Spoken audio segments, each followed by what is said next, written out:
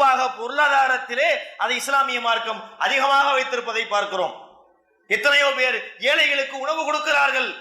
அதை பற்றி அல்லாஹ் சொல்கிறான், இத்துஈமூன தஆம் அலா ஹுப்பிஹி மிஸ்கீனன் வ யதீமன் வ அஸீரா. அவர்கள் ஏழைகளுக்கும் அனாதைகளுக்கும் சிறைப்பட்டவர்களுக்கும் உணவளிப்பார்கள். இன்னைக்கு பலர் உணவு கொடுக்கலாம், ஆனா அதுல கூட தீய ஒரு நோக்கத்தை பூத்தி வைத்திருப்பார்கள். செல்வம் தருகிறான், சில பேர் செல்வத்தை தராமல் பதுக்குகிறான், அதிலும் சமத்துவ பார்வை இல்லை.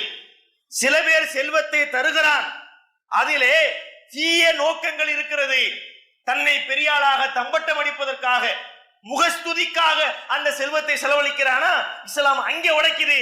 செல்வத்தை நீ கொடுத்தால் மட்டும் பத்தாது, அது உன் முகஸ்துதிக்காக இருக்கக்கூடாது. அந்த செல்வத்தை கொடுக்கக்கூடியவர்கள், ஏழைகளுக்கு உணவளிக்கக்கூடியவர்கள் சொல்வார்களாம், இன்னமா நுத்இமுக்கும் லிவஜ்ஹில்லாஹ், நாங்கள் உங்களுக்கு உதவி செய்வது, இந்த உணவளிப்பது அல்லாஹ்வின் முகத்தை நாடி, இறை பொருத்தத்தை நாடி. லா நுரீது மின்கும் ஜஸாஅன் வலா ஷுக்கூரா, நாங்கள் உங்களிடத்தில் எந்த பிரதிபலனையும் நன்றியையும் நாங்கள் எதிர்பார்க்கவில்லை. இந்த உதவி செய்வதால், இந்த உணவு கொடுப்பதால் இதுக்கு நீங்க திருப்பி செய்வீங்க அல்லது எங்களுக்கு நன்றி பாராட்டுவீங்க என்று நினைத்து நாங்கள் செய்யல.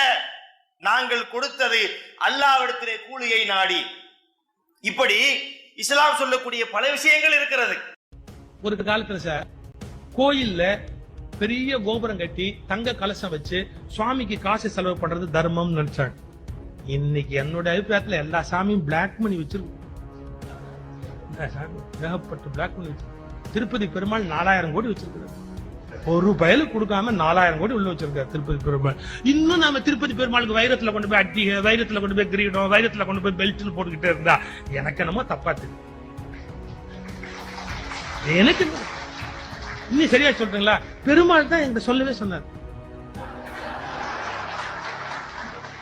முடியலடா, இதெல்லாம் என்னால பாத்துக்க முடியலடா, பெரிய அவஸ்தையா இருக்கு, எனக்கு வானான்னு சொல்றேன். நான் கேட்டேன், அப்ப என்ன பண்ணு? எனக்கு வைரத்துல பெல்ட் போடுறதை விட வயிற்றுல சோறு இல்லாம இருக்காருடா, அவனுக்கு சோறு போட சொல்றா. அதெல்லாம்